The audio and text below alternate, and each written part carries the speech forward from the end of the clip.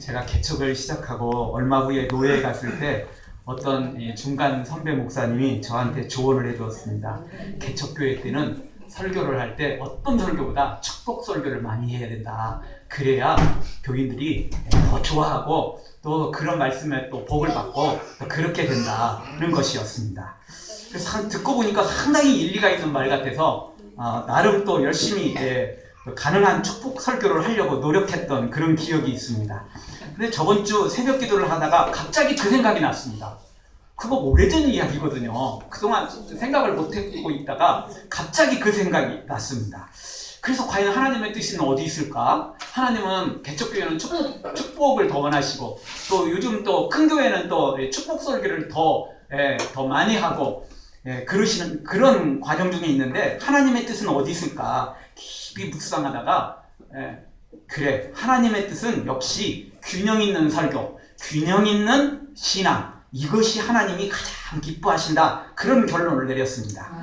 개척교회 목사님들 하소연 들어보면 두 가지입니다. 하나는 기존 성도들이 이사는 가는데 이사 오는 사람들이 또 그만큼 들어와야 되는데 안 온다는 겁니다.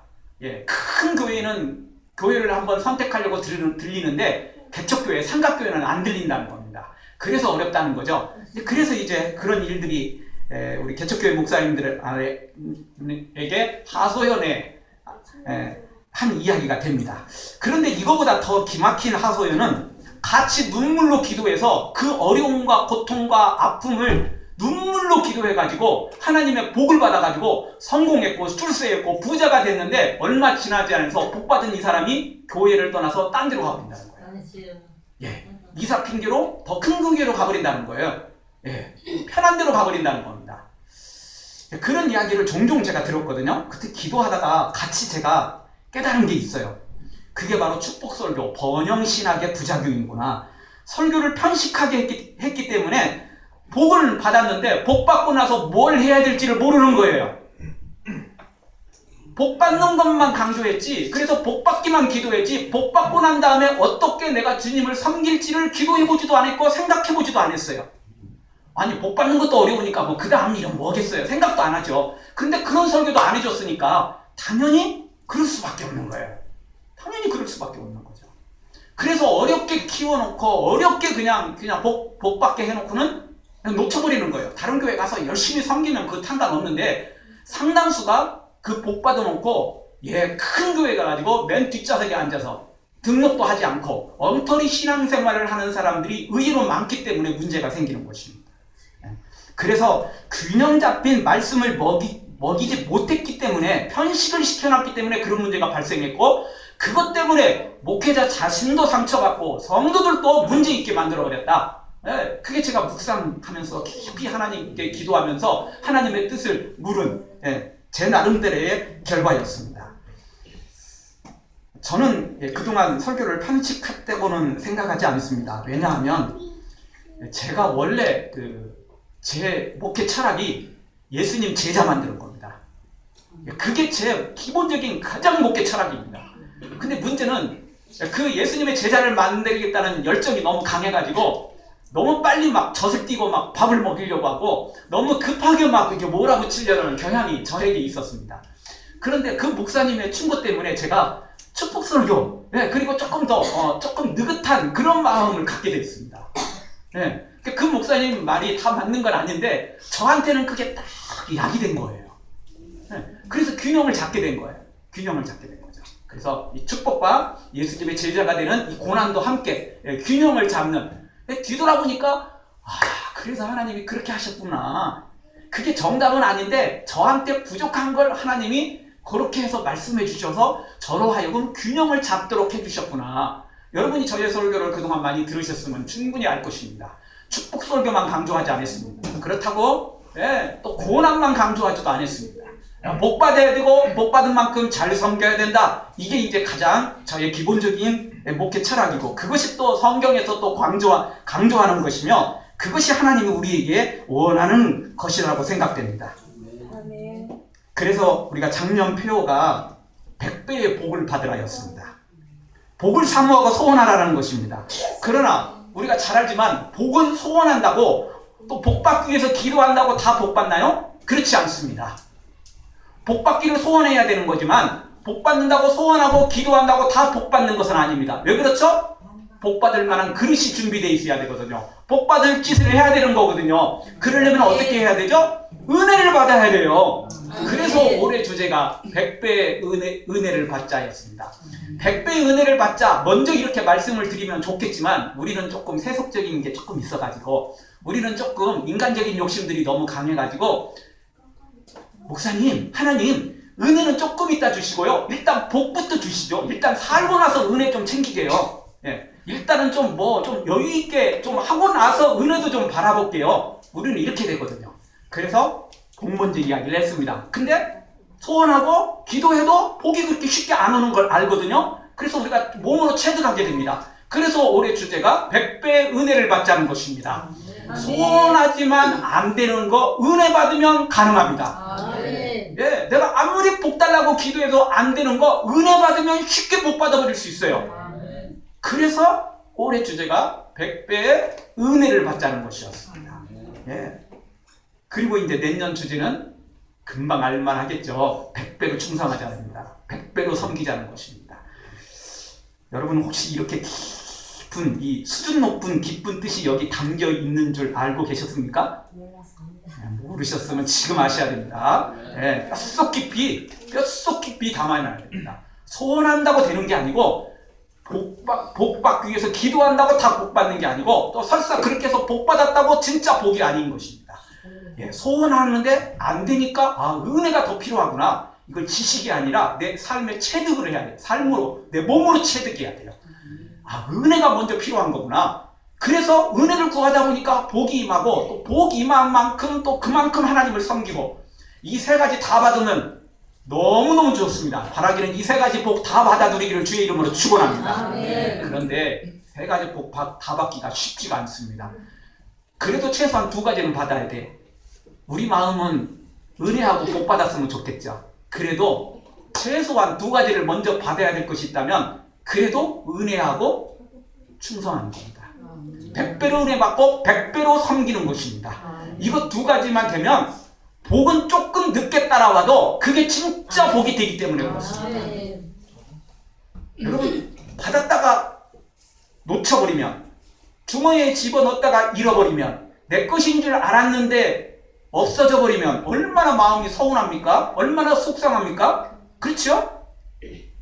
그러나 아닌 줄 알았는데 내 주머니에 들어와 있고 없는 줄 알았는데 내 손에 쥐어져 있고 부족한 줄 알았는데 넉넉해져 있다면 얼마나 기쁘지. 두말할 것도 없는 것입니다. 그래서 우리가 100배의 은혜를 받고 100배로 충성하다 보면 100배의 복은 자동으로 따라오게 돼 있다는 것입니다. 이 놀라운 비결을 우리가 알아야만 하나님 앞에 균형 잡힌 신앙을 가질 수 있는 것입니다. 여러분 건물이 한쪽으로 기울어져 있으면 균형이 안 잡혀 있으면 그 건물은 곧 무너지게 되어 있습니다. 건강에 균형이 안 잡혀 있으면 그 사람은 곧 병들어 병원에 입원하고 수술하게 되어 있습니다. 균형이 안 잡힌 것은 항상 불안하고 언제 어떻게 될지 모르는 것입니다. 균형이 잡히지 않는 회사 분명히 부도나게 되어 있습니다. 균형 잡히지 않는 삶은 망가지게 되어 있습니다. 마찬가지로 균형 잡히지 않는 신앙, 균형 잡히지 않는 믿음은 곧바로 타락하고 그리고 결국 멸망의 길로 갈 수밖에 없는 것입니다. 그래서 우리는 은혜와 복, 섬김, 이 균형이 잘 잡혀 있어야 되고 교회와 가정, 직장 이 균형이 잘 잡혀 있어야만 바른 신앙을 할 수 있는 것입니다. 이 비결을 모르니까 그냥 무조건 복만 받으려고 그러고 그러니까 복 받아놓고 그 복을 주치를 못하는 거죠. 이건 무엇과 같으냐면 어린아이에게 칼을 쥐어주는 것과 똑같습니다. 로또 당첨되면 다 행복할 것 같죠? 그런데 통계에 의하면 로또 당첨된 사람의 거의 99%가 다 불행해졌습니다. 그래서 로또 당첨되면 미국은 뭐 어마어마한 당첨이잖아요. 복권이. 당첨되자마자 첫 번째 해야 될 거 신문에 나왔습니다. 무조건 변호사를 선임하십시오 라는 거였습니다. 변호사를 선임하래요. 돈 주고서라도 그 사람이 알려줄대요. 어떻게 살아야만 네 인생이 부도나지 않는다. 근데 자기 마음대로 했다가는 부도난대요. 다 인생 망가진대요. 하나님 떠나고 인생 망가지고 나중에는 완전히 거덜나고 폐인돼 버린대요. 복권 당첨됐는데 왜 그렇게 될까요? 그 다음을 모르니까 그래요. 우리도 똑같아요. 복만 사모했지 복 달라고만 했지 복 받은 다음에 어떻게 해야 될지를 모르는 거예요. 그래서 그런 일이 벌어지는 거예요. 칼이 주어졌는데 어린아이에게 주어져 갖고 자기 살을 베는 거예요. 자기 손을 자르는 거예요. 복이 아니고 손해잖아요. 복이 아니고 손해죠. 그래서 균형 잡힌 삶이 돼야 되고 균형 잡힌 신앙이 돼야 되고 균형 잡힌 믿음이 돼야 되고 말씀도 균형 있게 먹어야 돼요. 복 있는 말씀에 밑줄 쫙 그리고 아멘 해놓고는 십자가 지르라는 말씀은 노멘 그거는 그냥 접어 이러면 곤란해요. 예, 어떤 말씀이든지 편식하지 말고 골고루 아멘. 예, 십자가 지라는 말씀도 아멘, 복받아라는 말씀도 아멘. 뭐든지 다 내 것으로 삼고 다 내 것으로 취해야 돼요. 그래야 내 신앙이 바로 성장하게 된다는 것입니다. 자, 그런데 균형 있는 그런 신앙을 가지려면 우리가 어떻게 해야 하는 거예요? 균형 있는 신앙이 뭐냐는 겁니다. 자, 균형 있는 신앙 잡자. 균형 있는 신앙 갖자. 좋아요. 근데 그게 어떻게 해서 출발하냐는 것입니다. 예. 영어의 ABC, 예. 우리 국어의 가나다처럼 우리 그러면 균형 있는 신앙의 ABC가 뭐냐는 것입니다. 그것은 바로 예배에서부터 출발합니다. 아멘. 예배가 잘못되어 있으면 균형은 깨지고 그 사람은 실패하게 되어 있습니다. 그러나 예배가 바로 되어 있으면 그 사람은 분명히 균형 잡힌 신앙을 하게 되어 있습니다. 자, 우리가 오늘 지금 이 시간에 예배하고 있죠. 그런데 여러분 예배가 무엇입니까? 많은 성도들을 보고 예배가 뭐냐고 물어보면 참 어려운 말입니다. 그렇죠. 네가 어디서 왔으며 어디로 가느냐 철학적인 첫 질문이며 그 질문을 여전히 해결하지 못해서 철학자들은 지금도 골머리를 썩히고 있습니다. 수천 권의 책을 써냈지만 그 어느 누구도 명확한 정답을 못 주고 있습니다. 하나님에게서 와서 하나님에게 가는 걸 우리는 너무 잘 알고 있는데 일반 철학자들은 모르고 있다는 거죠. 하나님을 모르고는 수만 권의 책을 써도 소용이 없는 것입니다. 그와 똑같이 우리 믿음의 사람도 똑같습니다. 예배를 하고 있는데 예배를 잘 모르니까 신앙이 균형 잡히지 않는 신앙, 균형 잡히지 않는 믿음을 갖고 있는 거예요. 예배가 뭔지를 제대로 알아야 돼요. 그래야만 균형 잡힌 신앙을 할 수 있는 것입니다. 그리고 바른 예배를 할 수 있고 바르게 할 수 있는 것입니다. 자, 예배가 무엇입니까? 예배의 뜻은 영어로 워십이라는 단어를 쓰고 있습니다. 그게 워스와 쉽이라는 이 합성어입니다. 그 워스라는 말은 최상의 것을 드리는 것을 가리키는 것입니다. 그래서 예배라는 건 뭐냐면 최상의 것을 하나님께 드리는 시간입니다. 최고의 것을 하나님께 드리는 시간이 예배 시간입니다. 예배라는 말이 그래요. 최상의 것, 최고의 것을 하나님께 드리는 거예요. 그리고 또 다른 영어 단어 중에 예배라는 단어가 뭐냐면 서비스라는 거예요. 서비스라는 말은 섬긴다는 말이죠. 식당에 갔을 때 또 어디 갔을 때 저기 서비스 너무 좋아. 저기 서비스 엉망이야. 이런 말을 합니다. 그런데 예배가 바로 그 서비스입니다. 누구에게? 하나님 앞에. 하나님 앞에 서비스를 잘하면 그게 올바른 예배가 되는 거고 서비스가 엉망이면 예배 잘못한 것입니다. 그게 예배 뜻이 담겨 있다니까요. 그게 예배 뜻이 담겨 있습니다. 우리는 이 예배라는 단어 속에 우리가 깊이 생각해야 됩니다. 그동안 우리가 예배하고 있었는데 예배의 뜻을 잘 몰라. 그리고 예배 시간이 어떤 것인지를 잘 모르고 예배를 했다는 것입니다. 그게 문제입니다. 예배는 하나님께 최상의 것을 드리는 시간이고 그 다음에 최고의 서비스를 드리는 시간이 예배 시간이라는 사실을 반드시 기억하십시오.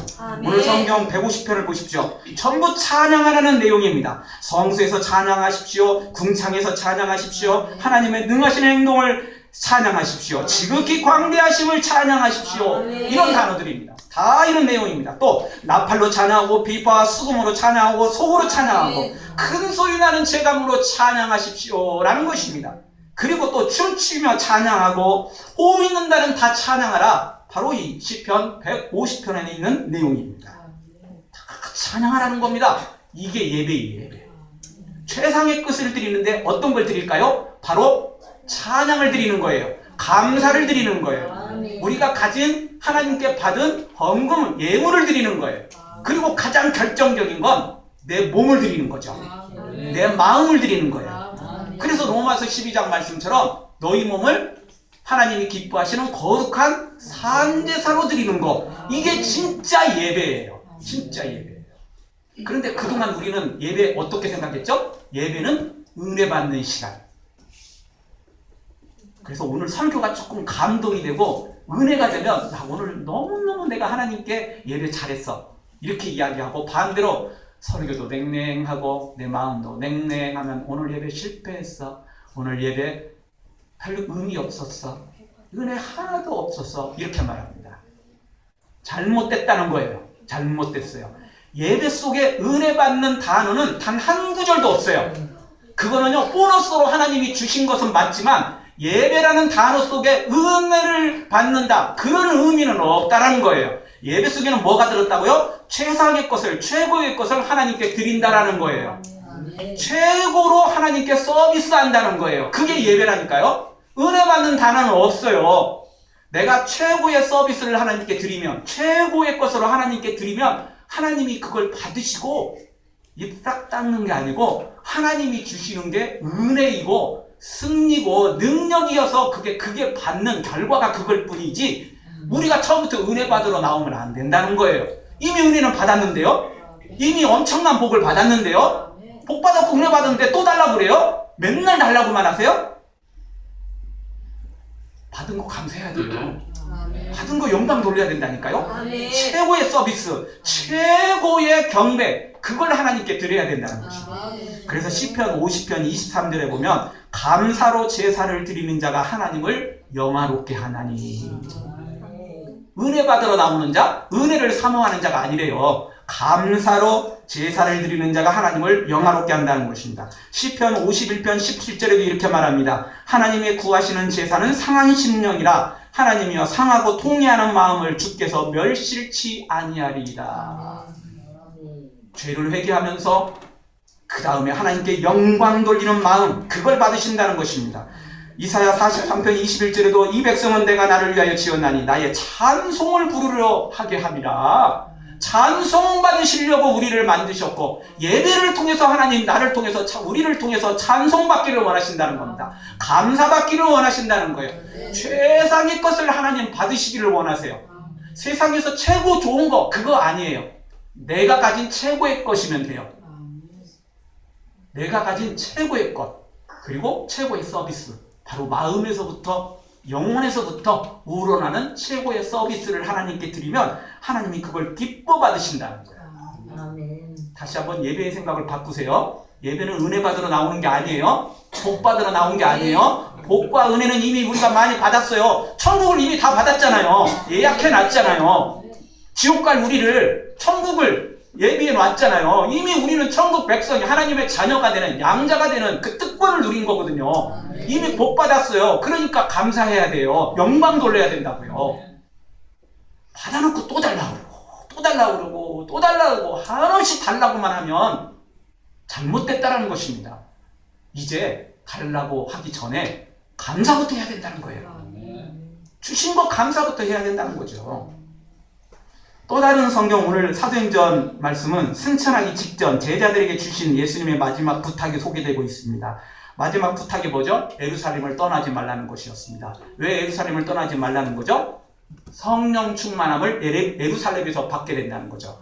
그러면 왜 또 성령 충만을 예루살렘에서 받아야 됩니까? 다른 데서 받으면 안 돼요? 왜 꼭 예루살렘에서만 성령 충만함을 받아야 될까요? 그것은 예루살렘에서부터 복음이 증거되어야 되기 때문에 그래요.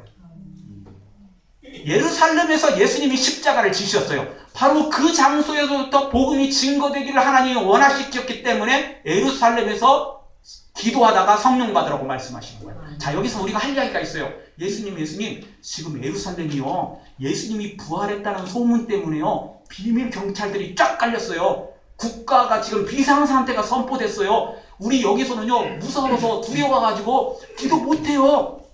우리 무서워갖고 숨도 제대로 못 쉬고 있어요. 예수님, 우리 갈릴리로 가서 저 멀리 딴 데로 가서 조용히 기도하다가 편안한 마음으로 깊이 기도에 들어갈게요. 여기서는 무서워서 우리 기도 못해요.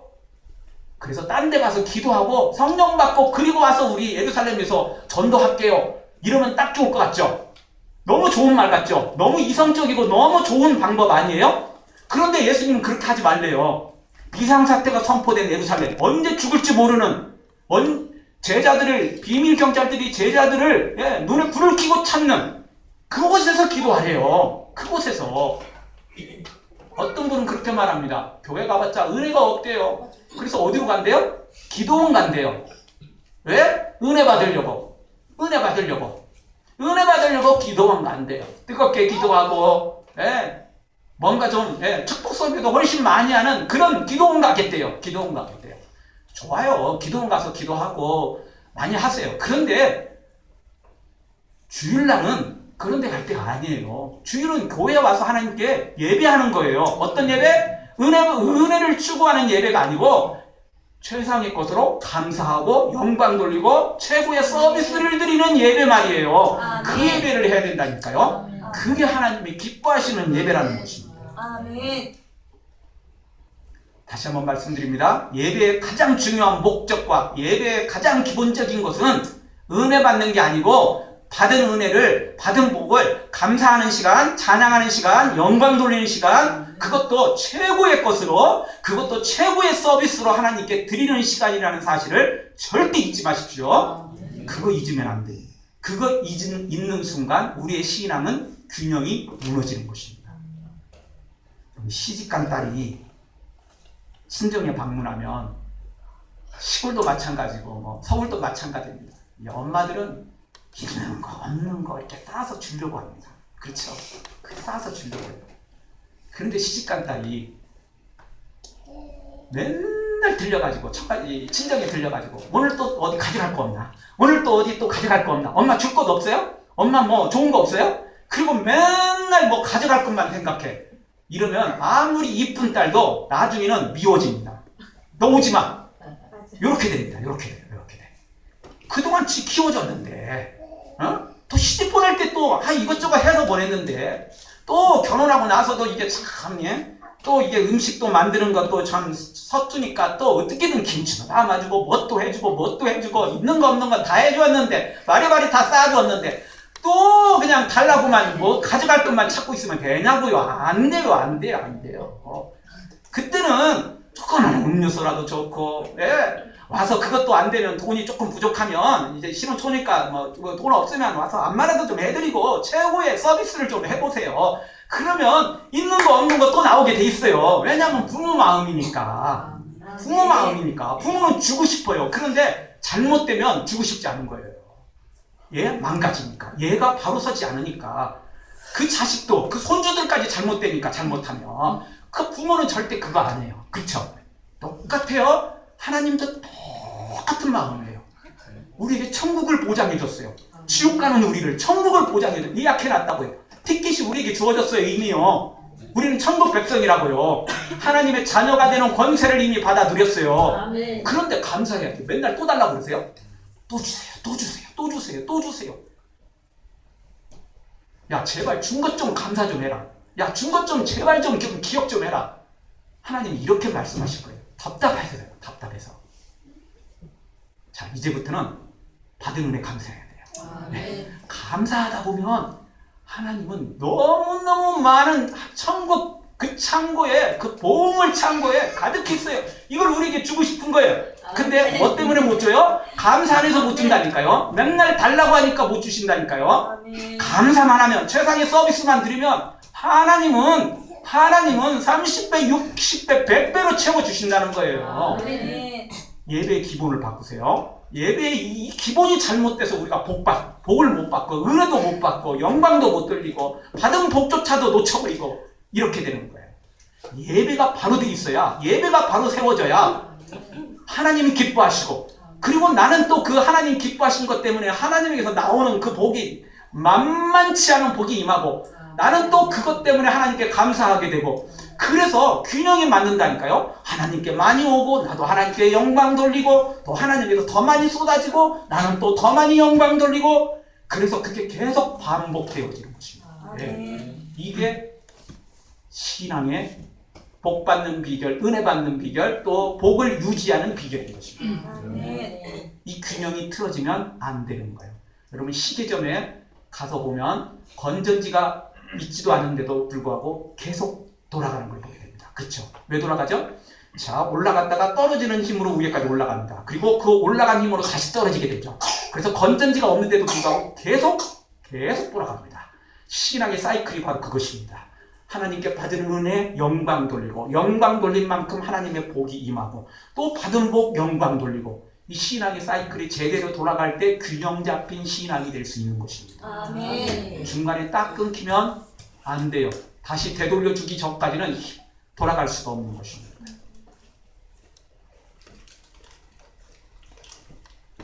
그래서 우리가 감사해야 됩니다. 찬양 많이 해야 됩니다. 네. 복 달라고 하기 전에 받은 복을 깊이 생각해야 됩니다. 한 주 동안은 참 이 황제 노역이라는 하루 일당 노역이 5억 때문에 나라가 떠들썩했습니다. 근데요, 저도 그 이야기 듣고 그냥 막 화가 나더라고요. 네. 하루 일당이 5억이래요. 그것도요, 일한 것도 아니에요. 토요일 저녁에 들어갔어요, 그 사람이요. 그 토요일 저녁에 들어가서 잠잤더니 5억이 탕감됐어요. 그 다음날 주일이라고 아무것도 안 했어요. 그랬더니 또 5억 탕감돼 가지고 이틀 만에 갑자기 10억이 탕감받았어. 와, 주여, 우리는 막 1년이 아니라 평생 벌어도 10억을 정말 내 자산으로 이렇게 쌓기가 어려운데, 요 사람은 저녁 들어가서 잠자고 주일날 보내고 10억을 탕감받았어요. 와. 그래서 제가 막 화가 났는데, 깊이 묵상하다 보니까, 생각하다 보니까, 오늘 칼럼에도 썼는데, 아니, 그 사람보다 제가 더 큰 복을 받았더라고. 그 열받을 게 없더라고. 그거는 아무것도 아니에요. 그 잽도 안 되는 거더라고요. 왜? 저는 지옥 갈 사람이었고, 우리 모두는 다 지옥의 판결을 받았는데, 하나님이 거기서 끄집어내가지고, 천국으로 옮겨놔 버렸어요. 탕감이 아니라 아예 지옥 권세는 깨트려버리고, 지옥의 그 사망의 법을 깨트려버리고, 우리를 어디로 옮겨놔 버렸냐면 천국으로 옮겨놔 버렸어요. 천국의 종도 아니고, 천국의 문지기도 아니고, 천국의 하나님 아들로 삼아놔 버렸어요. 천국의 천사들이 우리를 수정들게 만들어놔 버렸어요. 그러니 우리는 진짜 황제 노역이 아니고, 우리 황제 할아버지만큼 큰 복을 받아버린 게 저더라고요. 우리더라고요. 그러니 얼마나 큰 은혜예요. 그러니까 그거 감사해야 돼요. 찬양해야 돼요. 영광 돌려야 된다니까요. 예. 물론 우리 마음이 슬픈 일이 있으면 오자마자 우리 아버지 앞에 눈물 콧물 흘리면서 저 좀 위로해 주세요. 하나님 제 마음이 슬퍼요. 그럴 수 있어요. 그러나 특별히 그런 일이 없는 한은 무조건 오자마자 감사하세요. 찬양하세요. 영광 돌리세요. 그러면 하나님의 복은 자동으로 임하고, 은혜가 임하고, 복이 임하고, 나는 하나님 앞에 최상의 서비스와 최고의 것으로 예배하고 영광 돌리고, 하나님의 복은 또 임하고, 그 사이클이 계속 이어지게 될 것입니다. 이 놀라운 삶의 비결을 평생 잊지 말고 계속 또 달라고 하지 마시고 영광 돌려서 정말 하나님이 주시는 모든 복을 남김없이 받아들이고 남김없이 영광 돌리는 여러분들 되어지길 주의 이름으로 축원합니다.